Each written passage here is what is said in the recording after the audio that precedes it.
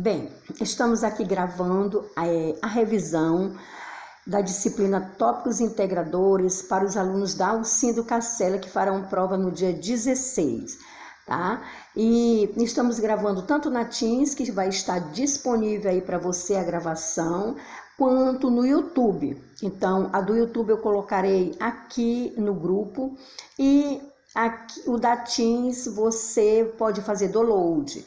Então, tópicos integradores com a professora Nice Pinheiro, revisão de serviço social, dos alunos de serviço social, revisão. Essa revisão, ela já foi postada tanto no e-mail da turma quanto no grupo. E agora, para ouvir a minha voz, ouvir a explicação, estou deixando gravada tanto no YouTube quanto na Teams. Ou seja, o acesso é para todos. Eu pensei em qualquer dificuldade. Eu não tenho acesso aqui, mas aqui eu posso acessar. De uma forma ou de outra, você vai ter a sua revisão para a prova de sexta-feira, que acontecerá pela parte da manhã, ok? Então, vamos lá começar? Então, nesse exato momento, nós vamos falar aí que nessa revisão, nós vamos ver que tópicos integradores, ele vai abordar, ele integra, na verdade, o conteúdo de todas as disciplinas. O que a gente vê aqui em termos conceituais, né, a gente vai ver aqui a importância da interdisciplinariedade, ou seja, uma ligação entre uma disciplina e outra. Então, os conceitos aqui são extremamente importantes. Eu sempre me reporto aqui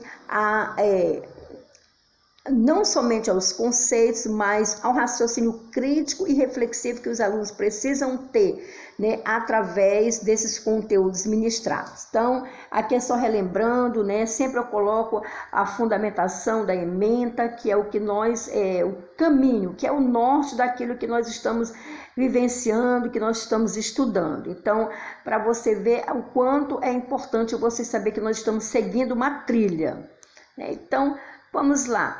O objetivo aqui dessa disciplina, eu também sempre bato na mesma tecla, é compreender, né, os conteúdos aí em termos de conceitos, né, possa entender o desenvolvimento da interdisciplinariedade, trabalhar com os vários setores, né, empregando aí os conceitos, para que quando você chegue na prática, você também possa vivenciar essa interdisciplinariedade, você possa ver que você vai trabalhar com um setor, mas abrangendo todos os outros setores e ao mesmo tempo todas as outras políticas sociais. Então, esses conceitos, eles são muito importantes para que você possa, de fato, formatar uma massa crítica a todos os problemas que irão surgir na sua vida cotidiana, tanto acadêmica quanto profissional, ok? Então, e aí a gente fala também acerca, né, da importância das competências dessa disciplina. É sempre bom você entender, né, que ela tem um caminho a seguir. E aí, justamente para os alunos, para desenvolver nos alunos essa compreensão, entendimento crítico, né, dentro dos parâmetros profissionais. Além do que, desenvolver e alicerçar o conceito de interdisciplinariedade, empregar o conceito teórico e o conhecimento também para você transformar em práticas profissionais. Eu sempre gosto de colocar, né, e coloquei na revisão aqui, para que você possa entender que o quanto essas competências são importantes. E nós estamos seguindo aí um parâmetro de ementa, né, para que você possa perceber que os conceitos são importantes para a sua compreensão, ok? Então, dito isso, nós vamos aqui compreender, né, revisando o que nós já vimos. Se é revisão é porque a gente já viu, mas aqui a gente vai reforçar os pontos importantes para que você possa, de fato, no momento da prova, você se deparar com todas essas informações e marcar a questão correta. Bem, quando surgiu a assistência social? Bem, No Brasil, a gente pode perceber que ela surge na década de 30, ou seja, em 1930, ela surge do governo, durante o governo de Getúlio Vargas, né? Então, ela surge por quê? Porque é exatamente nesse período de Getúlio Vargas em que se dá no Brasil o processo de industrialização.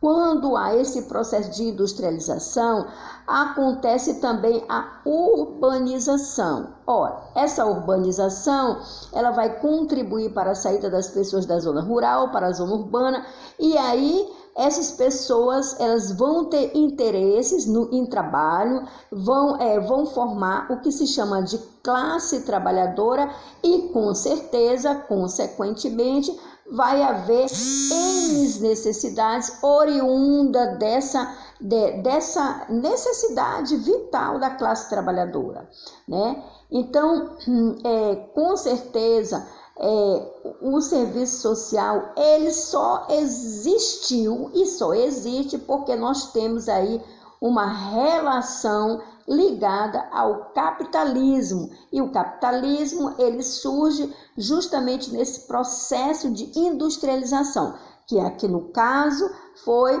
com o presidente Getúlio Vargas em 1930, né?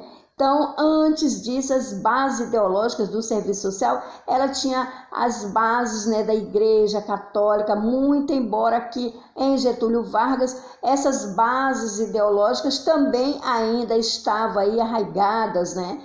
Mas, propriamente dito, o serviço social, ele vai ser aí um ponto de discussão a partir do momento da industrialização, porque é com a industrialização que o capitalismo avança, né? Então, com isso também nós vamos entender um outro conceito do que é a Lei Orgânica de Assistência Social. Bem, a Lei Orgânica, ela vai surgir posteriormente como uma lei que vai nortear, vai regulamentar, é uma lei que regulamenta os aspectos, os artigos da Constituição Federal.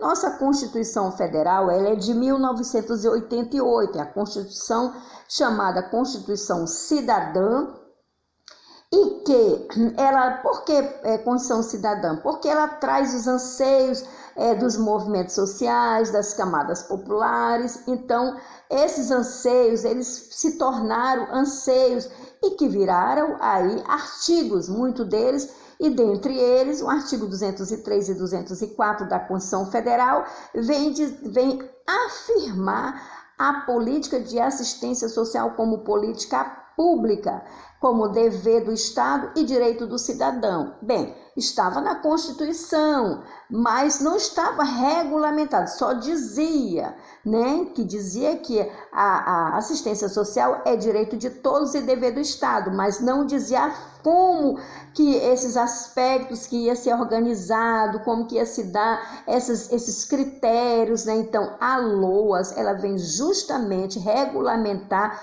esses dois artigos, 203 e 204, e vem normatizar quais são os critérios de que, como a partir de então, em 93, iria ser organizada a política de assistência social como esse direito, né? Com o direito. Então, esses critérios, né, normatizados, eles foram aqui normatizados na LOAS. Então, a LOAS, a menina LOAS, né, que a gente sempre fala, ela é uma lei que vai normatizar, não esqueça, normatizar os critérios e objetivos da política de assistência social como direito do cidadão e dever do Estado. Ou seja, ela é uma lei que vai organizar, né, como que vai se dar efetivamente as ações, né, as ações interventivas dessa política de assistência social. Bem, então, dito isso, nós vamos entender que nós vamos avançando, ou seja, nós temos aí uma lei que vai regulamentar, que é a LOAS, que acabamos de ver. A partir dela nós temos aí a Política Nacional de Assistência Social. Essa política nacional, você vê que o sistema ele vai se organizando pouco a pouco. E em 2004 nós tivemos assim um grande avanço da política de assistência social. Quem estava aí no governo, só para lembrar, era Luiz Inácio Lula da Silva, e nós tivemos um grande avanço na política de assistência social, né? E aí nós temos digamos assim, né, a repaginação, né, a organização, de forma que a gente vai integrar as políticas setoriais. Então, essa lei aqui, ela é muito importante, que a Política Nacional de Assistência Social, ela vai agora sinalizar para um sistema, né? Então, a Política Nacional de Assistência Social, ela vai, a partir dessa reorganização, né? Então ela vai se dar de forma integrada, ela vai dialogar com a política de saúde, com a política de emprego e renda, com a política de educação, ou seja, ela vai se dar de forma integrada às outras políticas setoriais. Para quê, professora? Com o objetivo de enfrentar a situação de vulnerabilidade. E também, por outro lado, ela vai garantir, porque a LOA já garantia aí, né? A partir do de prestação continuada para a pessoa idosa e para a pessoa com deficiência. Aqui ela vai ainda avançar para além da LOAS, porque a Política Nacional de Assistência ela vai trazer a garantia dos mínimos sociais para todas as situações de vulnerabilidade, visando o provimento de condições para atender a todos, ou seja, atender à universalização dos direitos sociais. Então, a diretriz principal dela é justamente atender à universalização dos direitos sociais, né? Então, previsto nesta Política Nacional de Assistência Social. E para que isso aconteça, para que esse direito social seja universal, para um enfrentamento da pobreza, precisa-se ter políticas setorializadas, ou seja, que dialogam de forma intersetoriais, né? Intersetoriais nada mais, nada menos do que o diálogo entre as políticas sociais, entre a saúde, entre a educação, entre a segurança pública, entre a cultura, o esporte, o lazer, ou seja, as políticas setoriais precisam se integrar para que possa, de fato, enfrentar as situações de vulnerabilidade e garantir os mínimos sociais para prover e atender a todos de forma universal na garantia dos direitos sociais. Muito bem, né? Com isso, nós vamos ter aí a lei, né, do SUAS, que já foi referendada pela Política Nacional de Assistência Social, porque a política, que nós vimos ainda há pouco, a Política Nacional de Assistência Social de 2004, ela vem referendar que precisamos ter um sistema que vai aí organizar, né? Tanto a prevenção quanto a proteção, como que se daria essa proteção para garantir os direitos sociais, né? Então, o SUAS, que é o Sistema Único de Assistência Social, é uma lei que vai ser sancionada no período, quem estava aí nesse período, no mandato, era a presidente Dilma Rousseff, né? Então, o número da lei, isso pouco importa, tá, gente? Mas é que para você entender que esse sistema, ele vai complementar a Lei Orgânica de Assistência Social de 93. Então, o SUAS, melhor dizendo, a gente vai apelidar ele de SUAS, né? Que é o Sistema Único de Assistência Social. Esse SUAS, né, ele vai organizar e instituir aí, né, modalidades de proteção social dentro desse sistema. Já desde a LOAS, né, a LOAS ela já dispunha naquele momento a forma como se daria a organização, né? Então, só que a como se daria a organização, ela não foi distribuída na LOAS, mas aqui na LOAS ela sinaliza que precisaríamos dizer como vamos organizar, como que vai se dar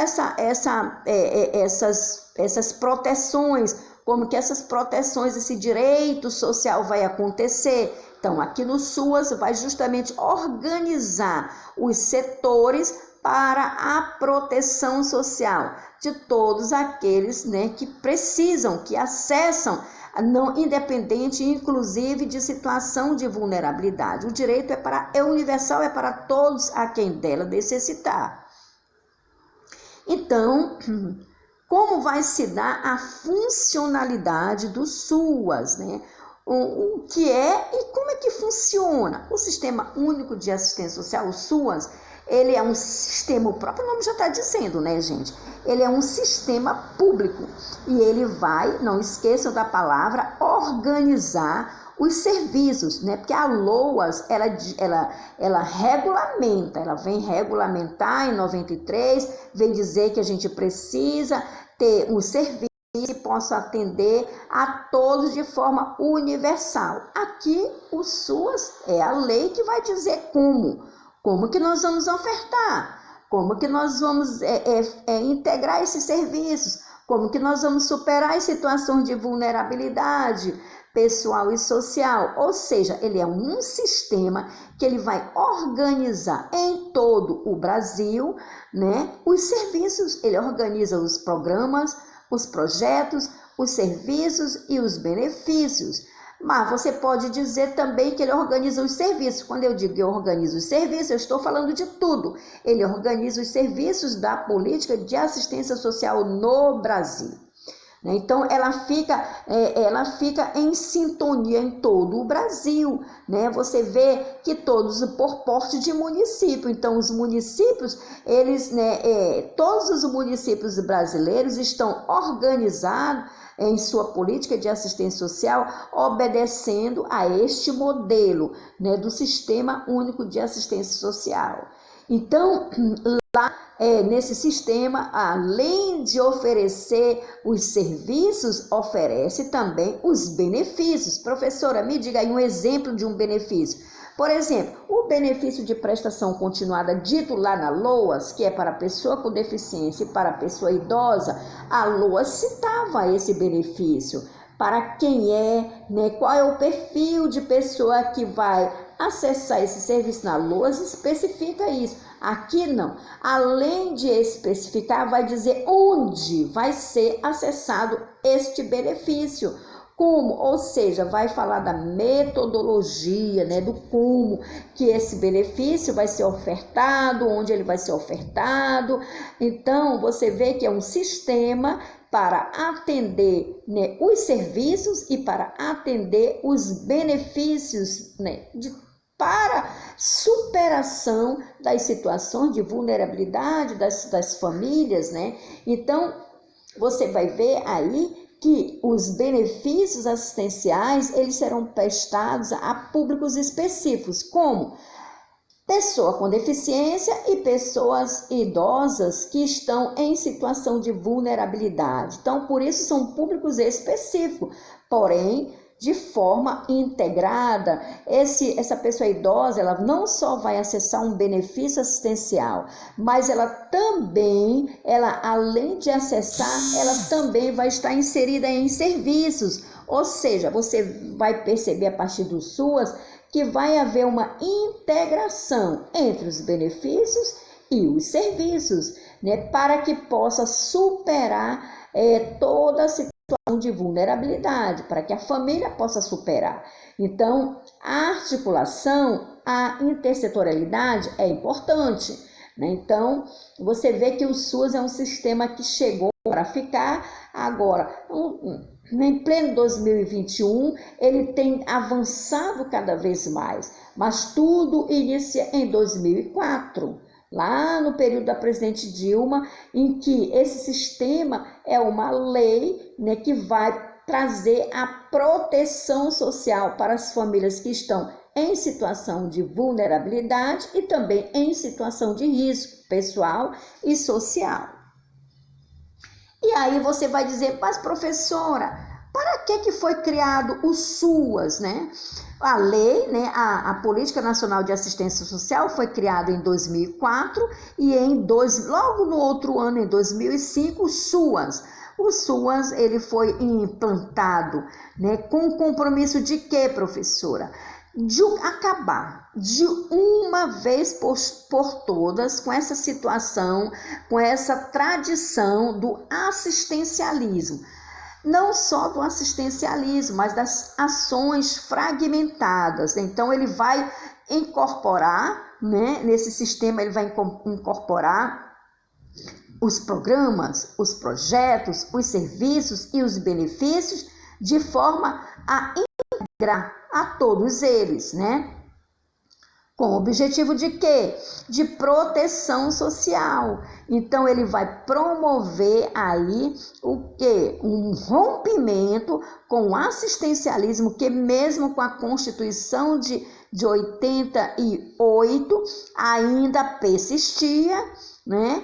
E aí, então, esse sistema, ele vai dizer, bem, nós temos agora um sistema que que as famílias vão acessar os programas, os projetos, os serviços e os benefícios de forma integrada com a lógica, né, com a lógica de romper o assistencialismo, a fragmentação, ou seja, um sistema vai agregar todos, né, de forma integrada, para que essa fragmentação de outrora pudesse ser superada e, consequentemente, um assistencialismo muito que a gente tem aí nos ranços da nossa história, a história do serviço social no Brasil e também no mundo. Mas aqui nós estamos vendo a questão aqui do serviço social no Brasil.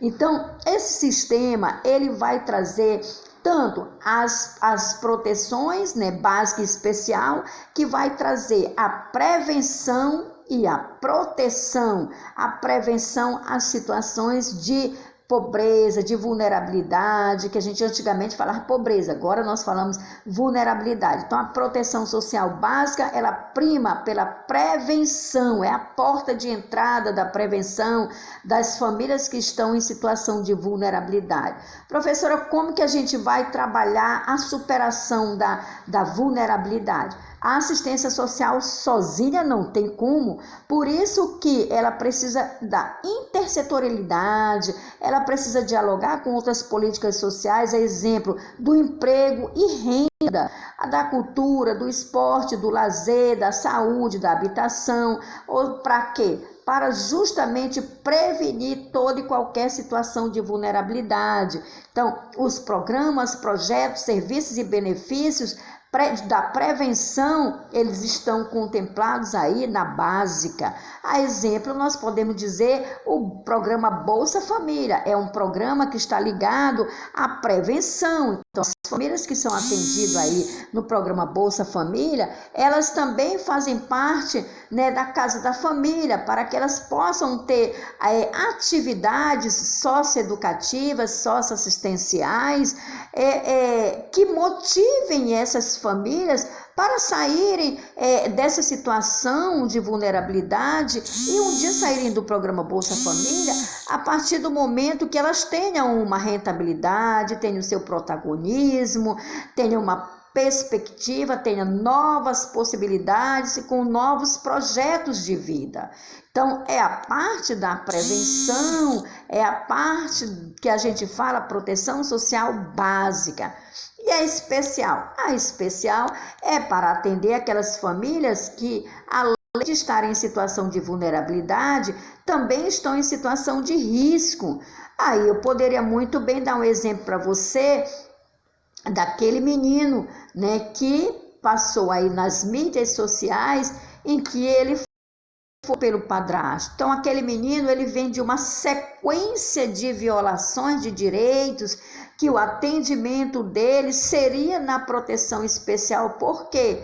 Porque a partir de um CREAS, que atende toda e qualquer violação de direitos, o CREAS é o Centro de Referência Especializado da Assistência Social para atender situações de risco. Ele estava em situação de risco ao ponto de ter vindo a óbito. Então, se tivesse havido uma intervenção no CREAS, mediante essas situações de risco, essa situação de violação de direitos, que ele estava sendo violado, em função de que ele estava sendo violado? Em função das negligências, da violência intrafamiliar. Então, essa questão social é atendida no CREAS. Então, o CREAS, ele protege do ponto de vista das situações de risco. Toda e qualquer situação de risco é atendimento do CREAS, ou seja, efetivamente a violação já aconteceu, então precisa de uma intervenção especializada. Por isso que é atendido essa situação em um equipamento que requer um atendimento mais especializado, que garanta o direito à vida, a proteção integral, para que a situação familiar de violação intrafamiliar deixe de existir. Então, a proteção chega não só para a pessoa, mas para todas as pessoas que estão envolvidas com aquela questão social. Entendeu? Então, se essa proteção especializada tivesse chegado, esse menino talvez não tivesse vindo a óbito. É um exemplo para você entender que prevenção é uma coisa e a proteção às violações de direitos existe um outro equipamento. O equipamento da prevenção é nos CRAs, Centro de Referências de Assistência Social, que é a Casa da Família, e a proteção aos riscos e violações de direito ocorre no CREAS, que é o Centro de Referência Especializado da Assistência Social. Então, eles também trabalham de forma intersetorializada para romper com toda e qualquer ação fragmentada e, de fato, haver a proteção social para essas famílias, tá? Então, você vê o quanto esse sistema é importante, né? Então, em 2005 foi o momento em que houve aí, a entrada dele no Brasil, foi o momento que ele começou a se organizar, para quê?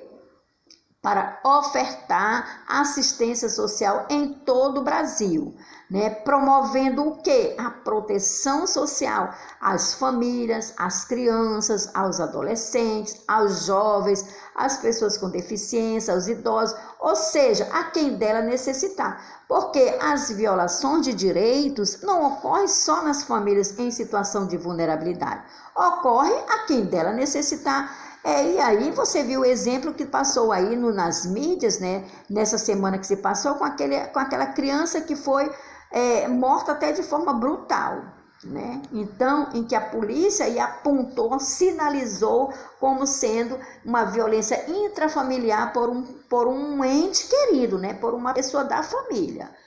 Então, vamos aqui entender como é que se organiza, quais são os princípios que vão organizar esse sistema, O SUAS, ele é pautado em um princípio. Professor, o que é um princípio? É aquilo que vai nortear de forma a garantir um direito. Então, o princípio, ele vai nortear, ele vai organizar como que vai se dar este direito, Então, aqui ele diz que esse direito ele vai se dar de forma universal. Então, o primeiro princípio do SUAS é a universalidade, ou seja, para quem dele necessitar. E também ele vem falar que o outro princípio é a gratuidade. Por que, professora, a gratuidade?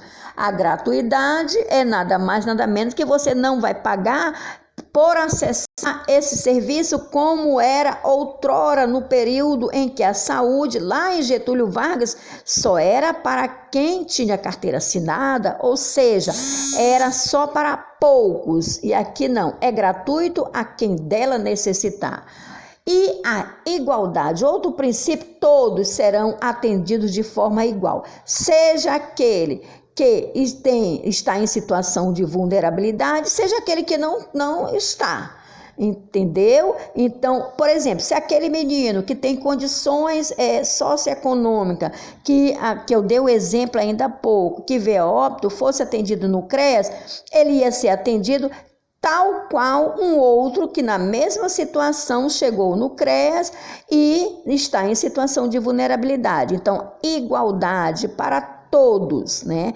A intersetorialidade é porque a assistência social não dá conta de responder a toda a questão social, ela precisa dialogar, intersetorialidade ou seja, com outros setores que precisam conversar, dialogar para poder responder aí de forma eficiente realmente a proteção social, né? Então, é um outro princípio.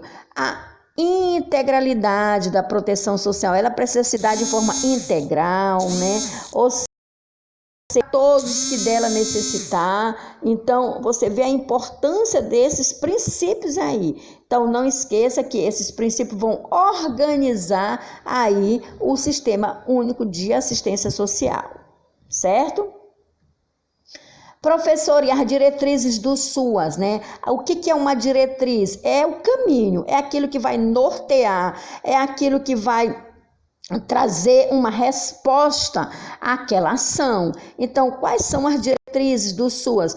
Aprimorar, ou seja, em 2005, quando ele foi implantado, ele vem a cada momento se aprimorando. Hoje, em 2021, ele se aprimorou tanto que ele já não é mais como era em 2005. Então, ele vem se aprimorando, né? E para isso, para uma ação se aprimorar, os trabalhadores deste sistema, que é o SUAS, também precisam se qualificar. Então, as diretrizes do SUAS é aprimorar o sistema, qualificar os serviços, qualificar os profissionais, reordenar os serviços, ou seja, sempre vai estar havendo essa reordenação na medida em que outras leis vão sendo incorporadas a esse sistema. Reordenar os serviços, os programas, os projetos, os benefícios é fundamental, né? E aprimorar e qualificar o SUAS, qual é o objetivo de qualificar e aprimorar esse sistema? É justamente para que a gente possa adequar as nossas realidades. A realidade, por exemplo, do norte é diferente da realidade do sul. Então, a gente precisa aprimorar, qualificar para adequar as realidades da nossa região, de cada região do Brasil.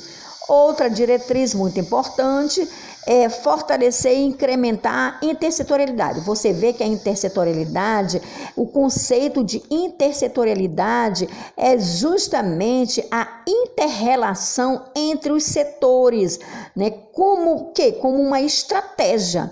É uma estratégia para garantir a proteção à família e indivíduos, né? Quando uma política não responde, ela encaminha para outra. Quando a assistência social vê que aquele assunto diz respeito à saúde, ela vai encaminhar para a saúde.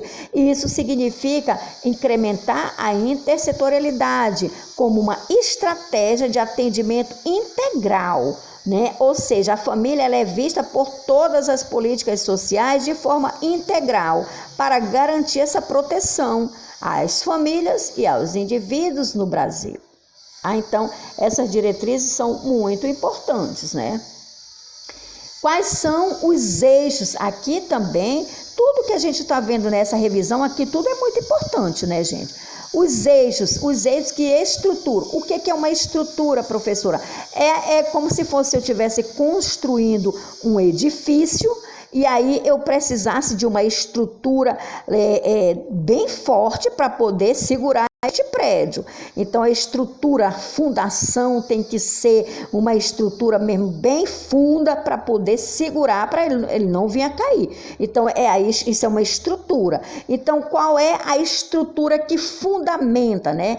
Que é fundante do SUAS, né, que foi criado aí pelo Ministério do Desenvolvimento Social e Combate à Fome, né? E aí qual é com base, claro, a gente não pode esquecer que tudo tem uma sequência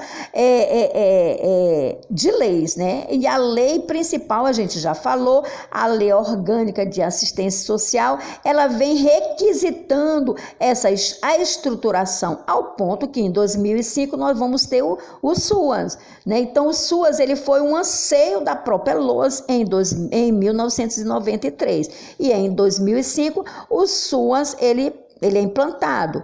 E qual é a estrutura do SUAS? Ele se fundamenta em quê? Ele se fundamenta na matricialidade. O que é matricialidade, né, gente? Eu estou gravando aqui ao mesmo tempo no YouTube e também na Teams.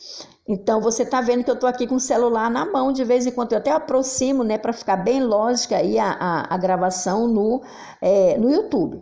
Então, o que é essa matricialidade sociofamiliar? É que o foco não é mais no indivíduo, não é mais na pessoa. O foco é a família. Matricialidade sociofamiliar quer dizer que é a família. Ao exemplo desse menino que veio a óbito, o atendimento não seria só com ele, mas seria com ele, com o padrasto, com a mãe, com a babá, ou seja, toda a família, né, estaria sendo escutada para ver a fundamentação da questão social. Não é isso? Então, isso quer dizer que a matricialidade social, o foco agora é na família e não mais só na pessoa, tá? Outro eixo estruturante é a descentralização político-administrativa, ou seja, os serviços, programas, projetos e benefícios, eles vão se dar a nível de município, a nível de estado e a nível de união, a nível de governo federal. Cada um tem uma responsabilidade legal. Entendeu? Então, isso quer dizer que descentraliza-se os programas, projetos, serviços e benefícios e cada ente federativo tem uma responsabilidade legal, né? Então, uma responsabilidade administrativa, uma responsabilidade político, não é o político partidário, é o político de fazer efetivamente acontecer essas ações no âmbito da política de assistência social. Então, descentralizar é responsabilidade legal dos entes, né? Descentralização. E territorialização. Bem, territorialização, outro eixo estruturante que vai falar que é no território onde existem os bolsões de situação de vulnerabilidade, ou seja, as situações de pobreza e de extrema pobreza, em que os equipamentos devem ser implantados. No caso, a casa da família, ela não pode e nem deve, até que pode, mas não deve se ficar, por exemplo, lá no bairro de Nazaré. Por quê? Porque a situação de vulnerabilidade que requer uma proteção está lá na periferia, onde existe uma desproteção social em função das múltiplas questões sociais que existe, né, oriunda desse processo de urbanização descontrolado que existe em todo o país.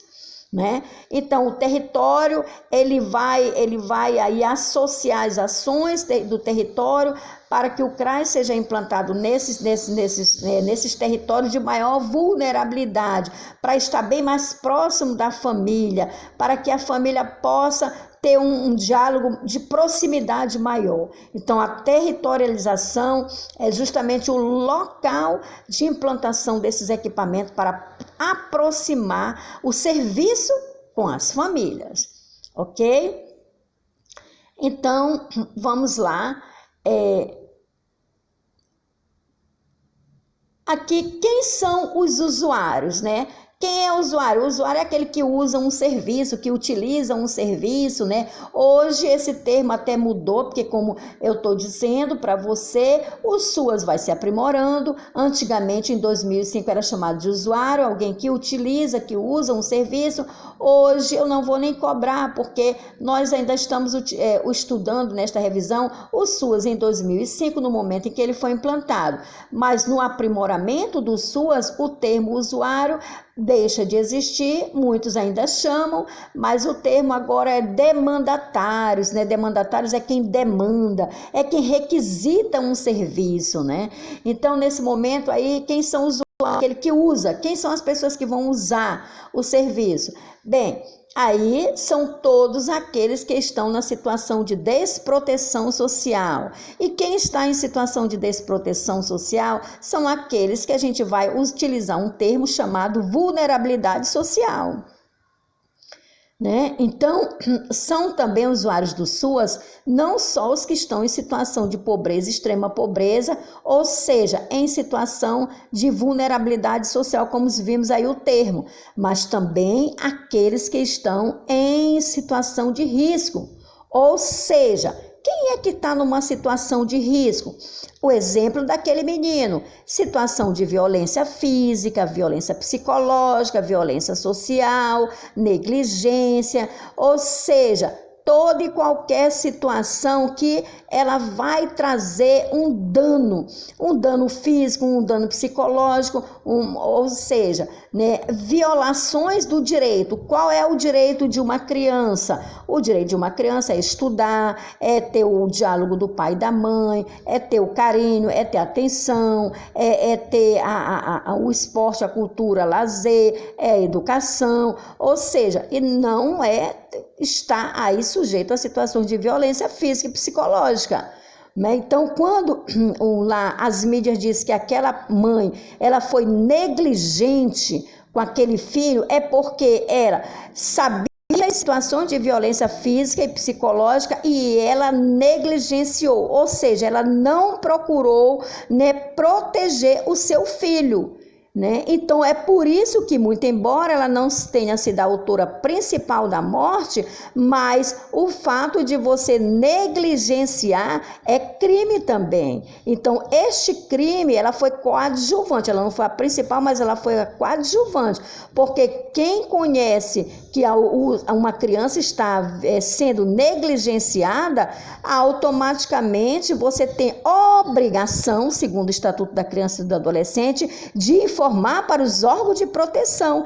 A babá também foi alguém que negligenciou, porque conhecia a história de violência, então era para ter denunciado para o Conselho Tutelar, era para ter denunciado para o CREAS, que é o equipamento de proteção social.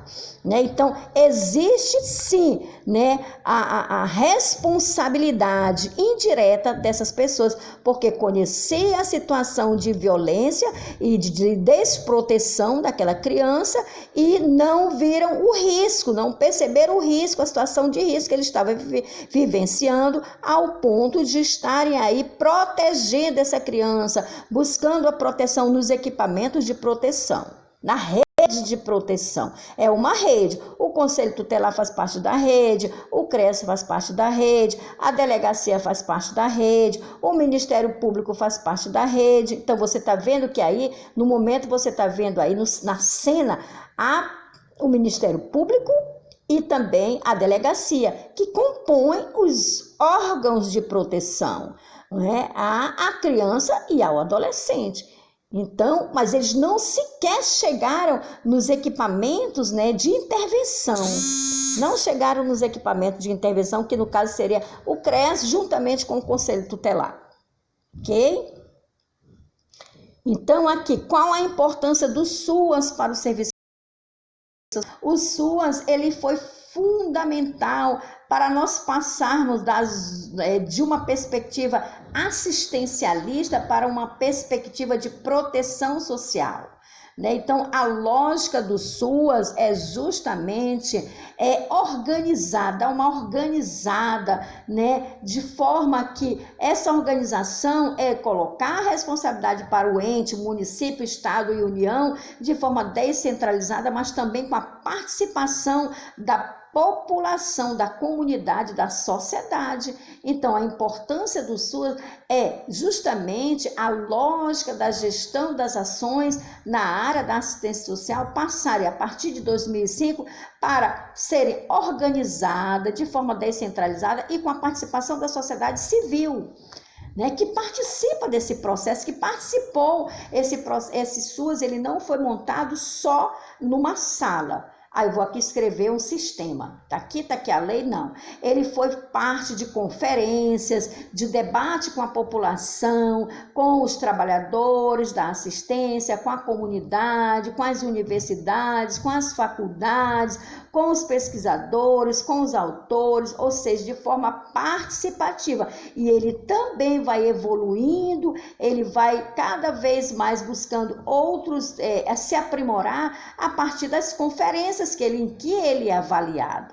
As conferências municipais de assistência social, as conferências estaduais de assistência social, a conferência nacional de assistência social. Então, ele vai ouvindo a população de uma forma geral dentro da política de assistência social, né? Então, você vê que a finalidade principal é para que os programas, projetos, serviços e benefícios venham de fato formar um sistema de proteção. Então, se esse sistema de proteção, esse sistema não é de ajuda, não é de caridade, não é assistencialista, ele é um sistema que visa proteger todas as famílias que necessitarem acessar a política de assistência social. E dentro desse nós temos os serviços de proteção, nós temos os benefícios de proteção, nós temos os programas de proteção.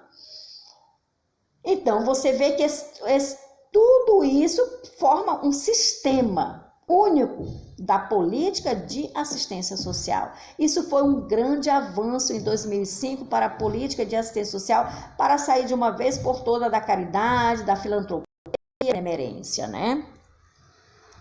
Então, quem tem direito ao SUAS? Bem, quem tem direito aí ao SUAS, né, o solicitante aí, né, principalmente para esta lâmina 18, ela trata especificamente aquele beneficiário, aquele demandatário que vai acessar um benefício de prestação continuada, que é aquele que é destinado à pessoa a partir de 65 anos, como diz a LOAS, e a pessoa com deficiência em qualquer idade.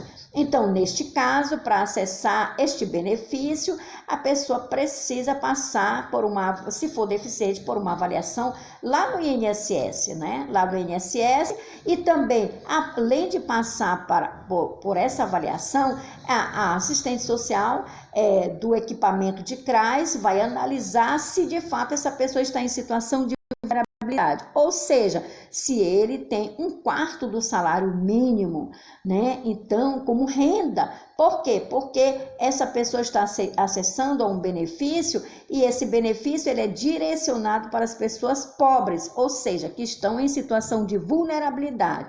Então, quem é que vai avaliar? É o assistente social que vai avaliar se essa pessoa de fato está em situação de vulnerabilidade. Então, a partir daí, é feito aí um documento, um parecer, dizendo que aquela pessoa está no perfil para acessar este benefício para a pessoa com deficiência.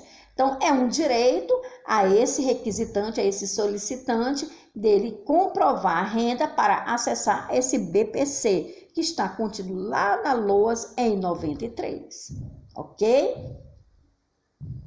Então, gente, aqui eu poderia dizer, né, que os 5 desafios aqui para assistência social, né? Os desafios, né? muitas das vezes a própria população não tem conhecimento qual é a função dessa política, não tem, né, chama ainda de ação social, chama de assistencialismo, querem fazer filantropia, né, vão na política de assistência pedindo isso, pedindo aquilo, ou seja, não há de fato ainda. Não há, é um desafio, porque esse esclarecimento ele deve ser contínuo, né? Um desafio, né? Nós temos aí que fortalecer essa intersetorialidade, porque nós sozinhas, essa política não dá conta de responder a toda essa situação de vulnerabilidade, né? Ou desafio lidar com o próprio público em situação de pobreza, que hoje cada vez mais estamos vivenciando um momento aí de desproteção social, né?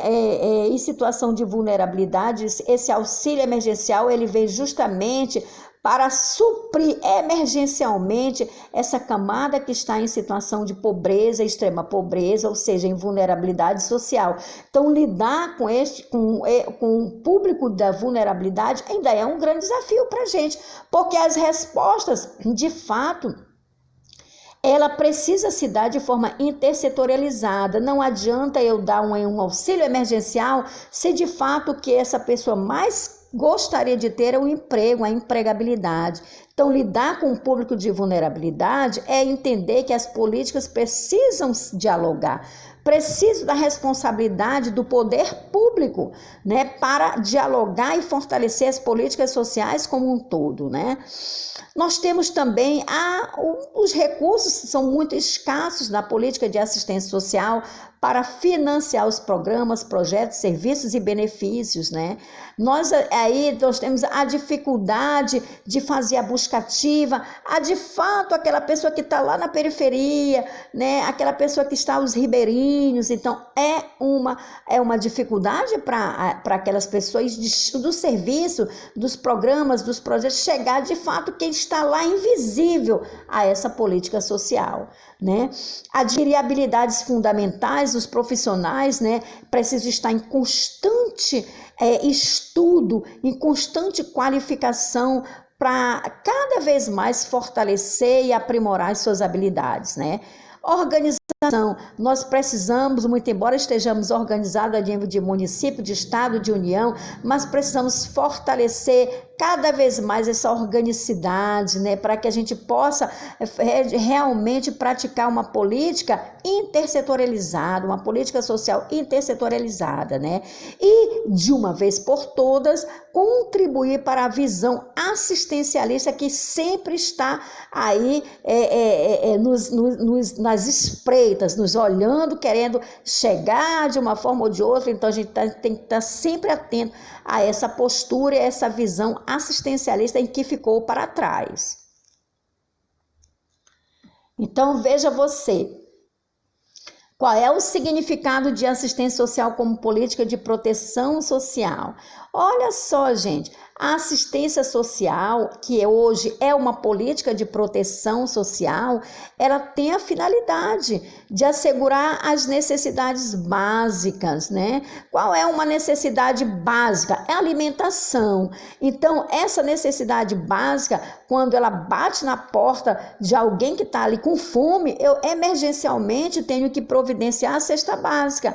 Por outro lado, ao mesmo tempo, eu tenho que inserir em um programa, né, num programa de transferência para que essa pessoa tenha um mínimo de renda para sobreviver. É uma necessidade básica, né? Então, quem é que gerencia essas necessidades básicas? As políticas públicas, né? E, com certeza, a participação da comunidade é extremamente relevante, né? E aí, a partir dessa participação da comunidade, vai haver a definição dos mínimos sociais de natureza mais ampla, porque nós não queremos só os mínimos sociais, queremos que esses mínimos eles se dêem de forma bem mais ampla, com cofinanciamento para a política de assistência social, né? Isso que é importante. Então, vamos aqui caminhando, né? Qual a importância do assistente social, atuar implementando a participação social na política de assistência social? né? O assistente social, quando ele está inserido, digamos, você vai escolher trabalhar ou estagiar na política de assistência social, né? Você vai ter um papel relevante. Por quê? Porque você, como um profissional de serviço social, você vai aí, nada mais, nada menos, você vai ser o intermediador para que essa pessoa possa efetivamente ter o seu direito ali, né, adquirido. É um direito seu de ter um alimento. Então, você vai intermediar essa questão como para dar uma resolutividade, dar uma resolução a essa necessidade emergencial, né? Então, o que é nosso papel como interlocutor com outros profissionais e com a própria categoria e com outras políticas sociais é extremamente relevante, né? Porque nós vamos ser o profissional que vamos intermediar direitos. E como intermediador de direito, nós precisamos conversar com outras políticas sociais, com outros profissionais que são e devem ser interlocutores, né, do nosso fazer profissional. Muito bem, né? Eu estou deixando aí para você, olha aqui, né? O que significa exatamente intersetorialidade, né? E setorialidade. Bem, eu fiz esse mapa mental.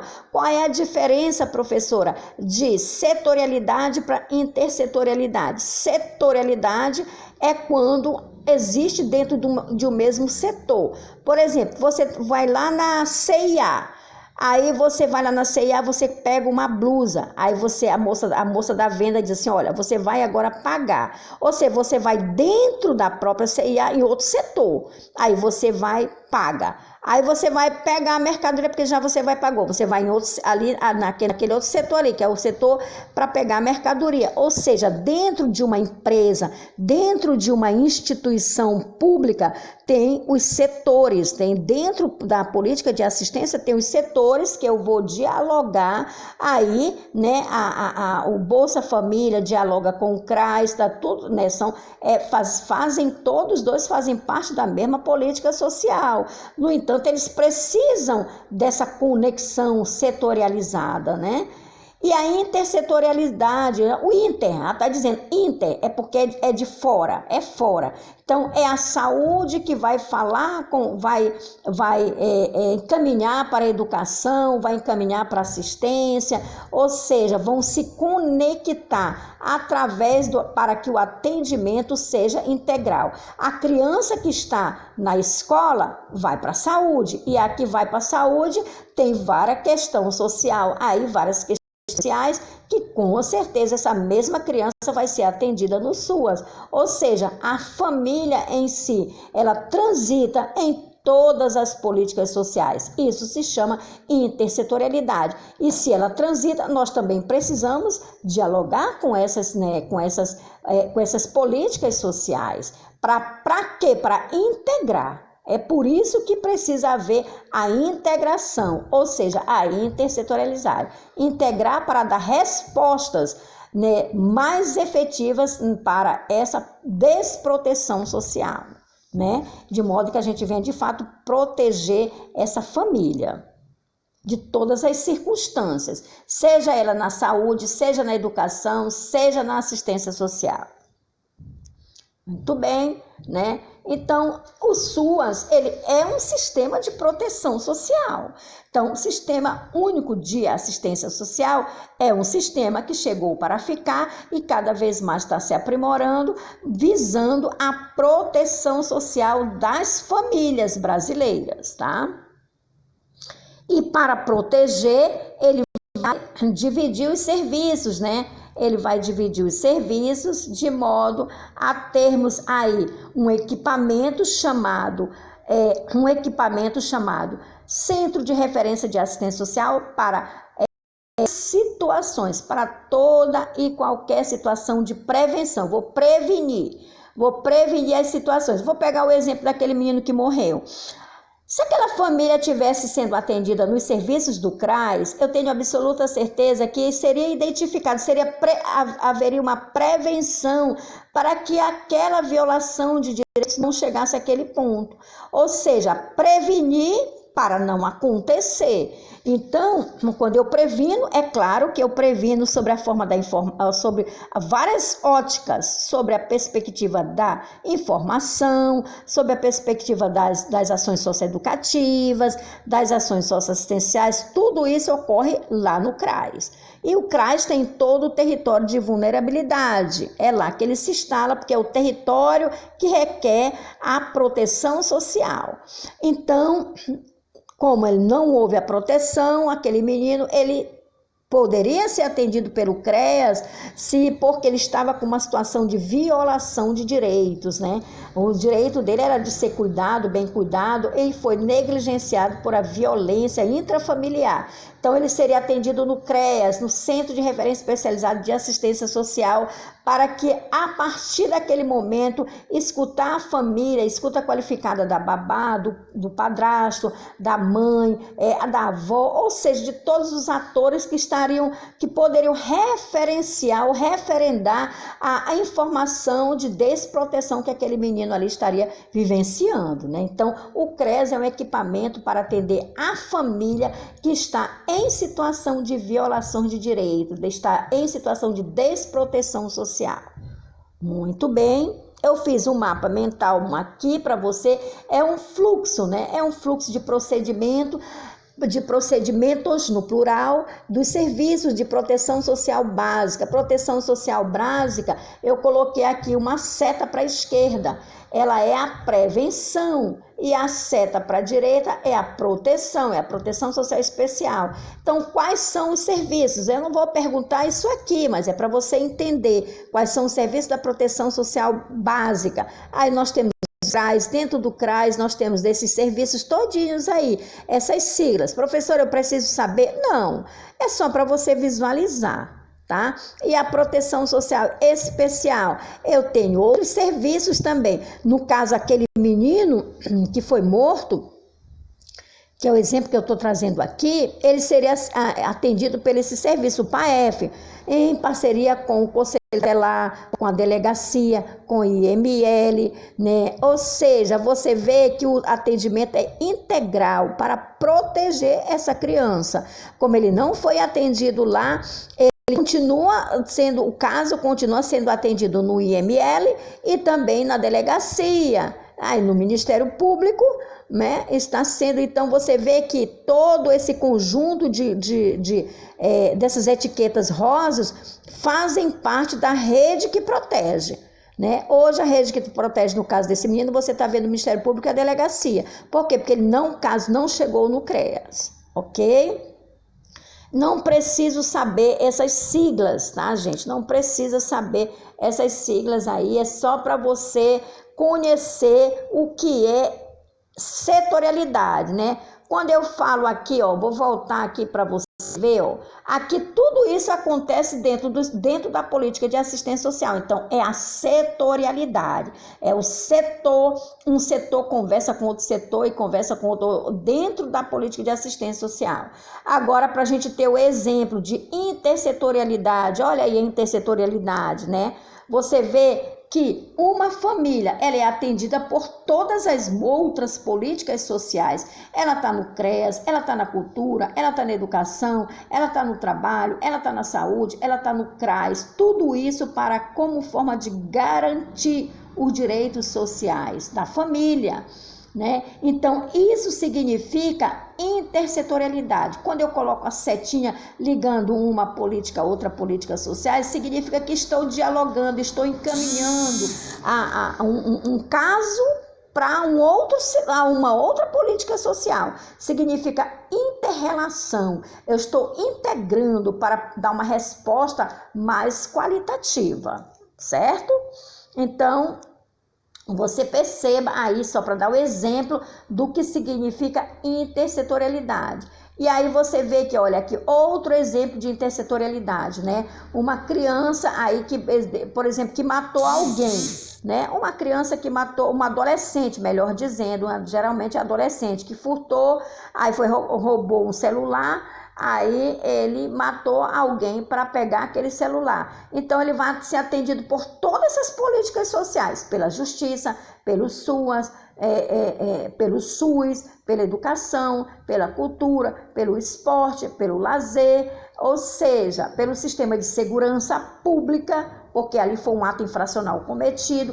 Então, isso significa intersetorialidade, é um sistema que vai garantir direitos da criança e do adolescente, muito embora ele esteja pagando uma penalidade pelo aquele ato infracional, mas mesmo ele pagando pelo ato infracional, ele vai ter garantido os demais direitos, né? Dentro do sistema lá prisional tem a educação, né? Então tem a saúde, caso ele desça lá dentro, tem a saúde que vai chegar lá no sistema prisional, né? Então tem as qualificações para que quando ele saia de lá, ele tenha uma qualificação, tem o esporte, tem a cultura, o lazer lá dentro, ou seja, muito embora ele esteja pagando aí, né, por um ato infracional. Então isso é intersetorialidade. Você vê o quanto isso é importante, né, para o nosso fazer profissional. Outro exemplo que eu estou dando aqui, aquele menino lá que foi morto, né? Olha só o quanto de rede de proteção ele teria, né? Quanto de rede de proteção ele teria, né? No caso, o pai dele, né? Um homem muito agressivo, certamente. Será que ele não é usuário de álcool? Então, aqui, se ele fosse atendido ele, a criança, a babá, o padrasto, a avó, ou seja, tem todo esse sistema de proteção, né? Ele seria usuário de álcool, né? Ele seria atendido pelo CAPS, ou seja, o assistente social, ele vai encaminhar a família, cada um dos integrantes da família, para a rede de proteção, para garantir o direito daquela família, o direito protetivo àquela família. Tudo isso aqui é um exemplo que, para a gente proteger uma família, a gente precisa da intersetorialidade como um sistema para garantir esse direito, né? Se relacionando à criança e ao adolescente, é um sistema bem amplo mesmo, né? Então você vê que está todo mundo aí envolvido. É a Polícia Civil, a Polícia Militar, é a Secretaria de Saúde, é o Ministério Público, os programas socioeducativos, é o CAPS, é o Juizado da Infância e Juventude. Quem é que está julgando aquele caso lá desse menino? É o juizado, ou seja, da infância e da juventude. Por quê? Porque há intersetorialidade para proteção. Quando chega o caso no juizado, o juizado está olhando aí a forma que, se esse menino fosse protegido, não tinha acontecido isso, e agora quem é o criminoso? Quem foi a pessoa que cometeu este crime aí? Quem são os responsáveis, né? O que fez e os coadjuvantes que estavam ali, né, apenas negligenciando, né? E a negligência também é crime, certo? Então, veja você aí.